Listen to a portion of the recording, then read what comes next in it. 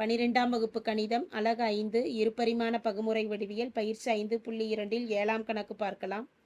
அதிபரவளையத்தின் மீதுள்ள புள்ளி Pயிலிருந்து அதன் குவியத்தூரங்களின் வித்தியாசங்களின் மட்டு மதிப்பானது குறுக்கச்சின் நீளத்திற்கு சமம் என நிறுவுகன்னு கேட்கப்பட்டுள்ளது.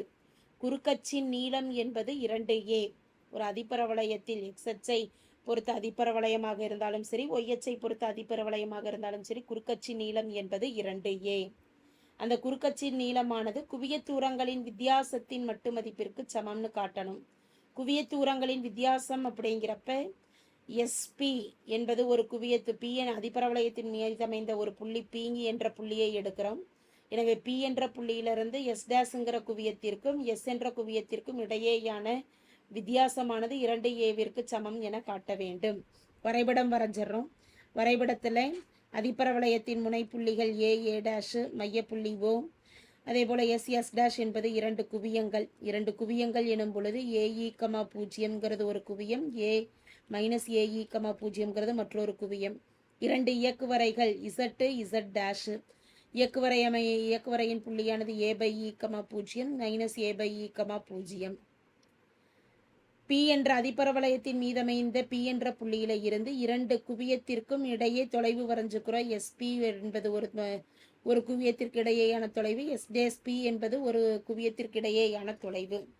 இதுல இருந்து இயக்குவரை M' ஒரு செங்குத்து கோடு வரைகிறோம்.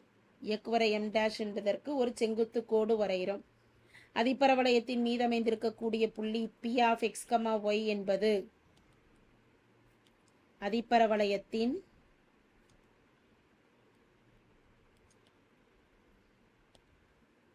மீதுள்ள ஏதேனும் ஒரு புள்ளி என்க. இயக்குவரைகளின் செங்குத்து அதாவது SP/PM என்பது, அதாவது இதுவும் நமக்கு செங்குத்து தான், இங்கேயும் செங்குத்து தான். அந்த இயக்குவரை என்ற நேர்கோட்டிற்கு இடையேயான விகிதமானது ஈக்கு சமம். அதாவது SP/PM என்பது ஈக்கு சமம். இதே போல மற்றொரு இயக்குவரை M', அந்த இடத்துலையும் S'P / PM என்பது ஈக்கு சமம். இதுல இருந்து என்ன எழுதலாம்னா SP என்பது E பெருக்கல் PMக்கும் S'P என்பது E பெருக்கல் PMக்கும் சமம். இரண்டுக்கும் இடையேயான வித்தியாசம் எடுக்கலாம். அதாவது S', SP கணக்கிட்டோம் அப்படின்னா S', என்பது EPM', S',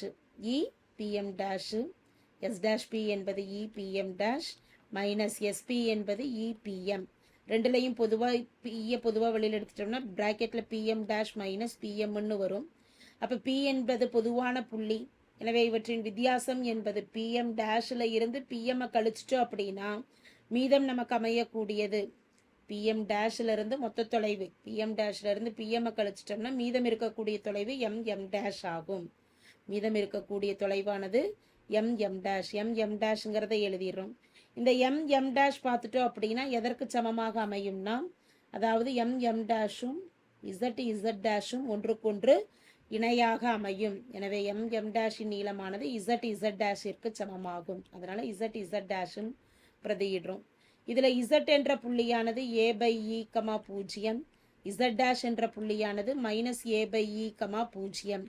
Z என்பது இரண்டு புள்ளிகளுக்கும் இடையேயான தொலைவு. இரு புள்ளிகளுக்கு இடையேயான தொலைவுக்கு உண்டான சூத்திரம் நமக்கு தெரியும். x2 - x1 2 + y2 - y1 2 square ரூட்ல வரும். இப்போ தொலைவிற்கு உண்டான சூத்திரத்தை பயன்படுத்துறப்ப E பெருக்கல் √ இரு புள்ளிகளுக்கு இடையேயான தொலைவு போடுறோம். x2 - x1 -A/E -A/E (2) + 0 - 0 இதை சுருக்கிறோம். E பெருக்கல் -A/E -A/E இரண்டை கூட்டிட்டோம்னா -2A/E (2 + 0). E பெருக்கல் 2 வர்க்கப்படுத்துறப்ப 4, மைனஸை வர்க்கப்படுத்துறப்ப ப்ளஸ்ன்னு ஆயிடும். 4A² E².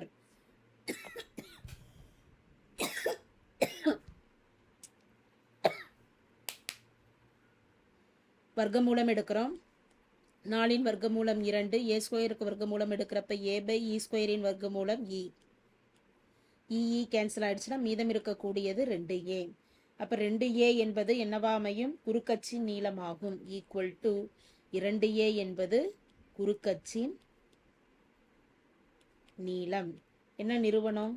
therefore குவிய தூரங்களின் வித்தியாசத்தின் மட்டு மதிப்பானது குறுக்கச்சின் நீளத்திற்கு சமமாகும். தேங்க்யூ.